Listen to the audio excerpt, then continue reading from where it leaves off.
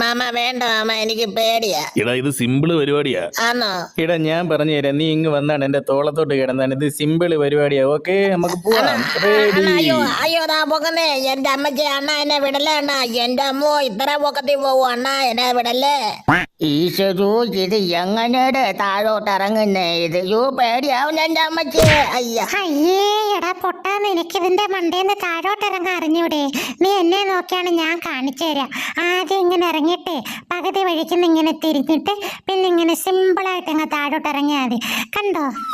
ഇഡ്ഡലിയുടെ കഴിച്ച സാമ്പാർ വളിച്ചതാന്നാ തോന്നുന്നേ അമ്മേ. അയ്യോ വയറുവേദന എടുക്കുന്നേ.